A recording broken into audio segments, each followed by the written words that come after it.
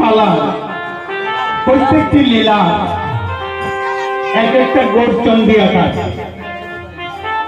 আপনারা গৌরচন্ডিকা কীর্তন করলে শুনতে পারবেন, বুঝতে পারবেন আজ আমরা কোন লীলা কীর্তন করব।